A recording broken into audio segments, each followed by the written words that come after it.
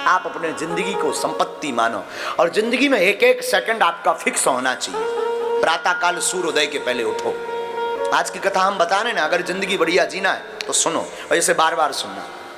जिंदगी में आप सूर्योदय के पहले उठो।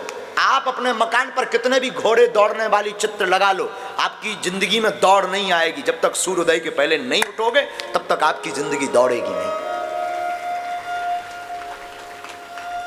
उगता हुआ सूर्य का चित्र लगाने से, टोटका करने से आपके जिंदगी में उजाला नहीं आएगा। जब तक अपने वर्क को पाने के लिए, संकल्प को, लक्ष्य को पाने के लिए घोड़ों की भांति दौड़ोगे नहीं और उगते हुए सूर्य के पहले उठोगे नहीं, तब तक आपके जीवन में उजाला नहीं आ सकता है। इसलिए सुबह सूर्योदय के पहले उठो। उठ करके सबसे पहले आप अपने दोनों हाथ लो ऐसे, और ऐसे हाथों को दर्शन करो। ऐसे प्रातः काल उठे, ऐसे मलो और ऐसे दर्शन करो। कराग्रे वसते लक्ष्मी, कर मध्य तु सरस्वती, कर मूले तु गोविंदा, प्रभाते कर दर्शनम। प्रातः काल आप अपने हाथों की रेखाओं को देखो, मल करके अपने नेत्रों में लगाओ। सबसे पहले भूमि मां को प्रणाम करो, पैर नीचे रखने के पहले। ये पुरानी परंपरा है, क्योंकि भूमि पर कितना भार नहीं। धरती हमारी मां है। धरती खदान है, रत्न देती है, अन्न देती है, हमको रखती है।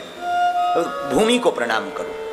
इसके बाद उठ करके अगर स्नान कर सको तो बहुत अच्छा, स्नान करो। सूर्य भगवान को अर्घ दो।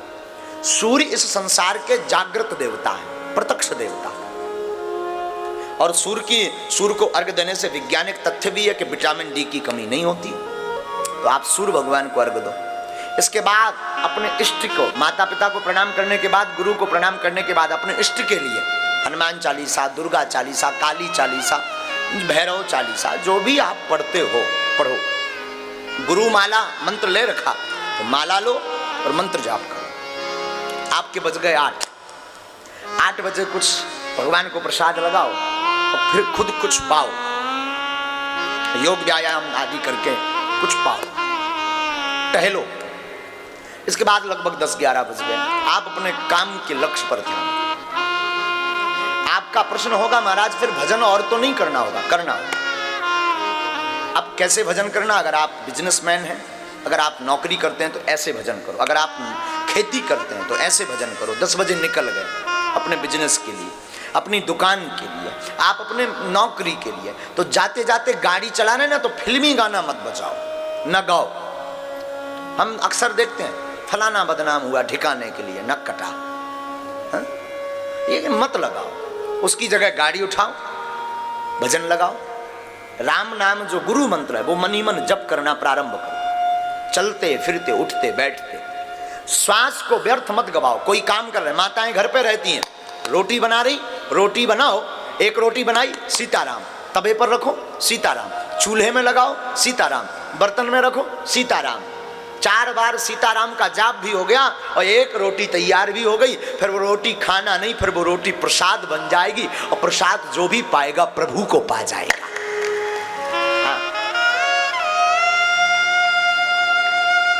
माताएं घर पे झाड़ू लगाती ना, सीताराम गाते जाओ। कोई भगवान का गीत, भगवान के गुणानुवाद, स्तुति, वेद स्तुति, मंत्र, कोई बहुत बड़ी महिमा, कोई सुंदर सा भगवत भक्ति गीत गाओ, झाड़ू लगाओ। क्या फायदा होगा?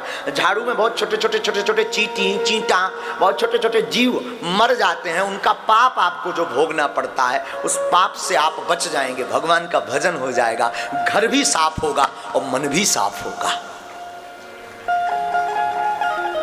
घर भी साफ होगा, मन भी साफ होगा।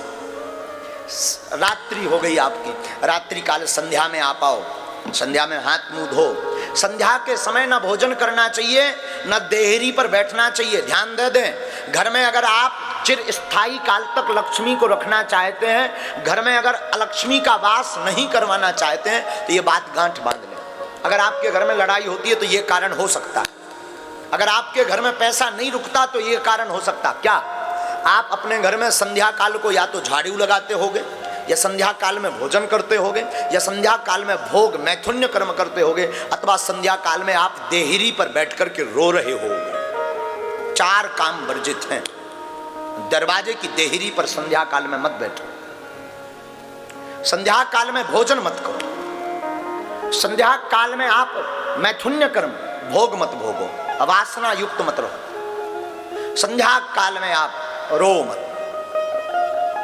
कलेश मत करो। क्यों? संध्या काल में भूत भावन महादेव अपने गणों के साथ पृथ्वी पर विचरण करते हैं, और जिस घर में ये चार चीजें होती दिखाई पड़ती हैं, भोले बाबा उस घर से अपनी कृपा को दूर कर देते हैं। लक्ष्मी जी घर छोड़ करके भाग जाती हैं और कुलच्छनी का वास घर में हमेशा के लिए हो जाता है। तो आप अपने घर में ये चार चीजों का गांठ, संध्या काल में हाथ मुंह धो, पूजा मंदिर में जाकर के बैठो, प्रभु को धन्यवाद दो, प्रभु को साधुवाद दो। प्रभु आपकी कृपा से हम दिन भर के हारे थके गए थे, अब आ गए। और थके हुए होते ना शाम को, लगभग ज्यादातर लोग थके हुए होते। हाँ जी, ना जी, बोलो ना, थके हुए होते ना। एक बात सुनो, आराम किस किस को चाहिए जीवन में? हाथ उठाओ, कौन कौन आराम चाहता है? बोलो ना, हाँ जोर से बोलो। बड़े कंजूस हो, जोर से बोलो ना, पैसा थोड़ी लगता। अच्छा, आप आराम चाहते ना?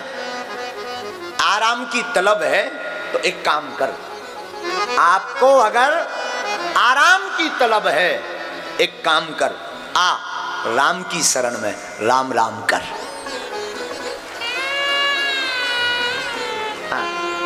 आराम की तलब है तो एक काम कर, क्या कर? आ राम की शरण में और तू राम राम कर।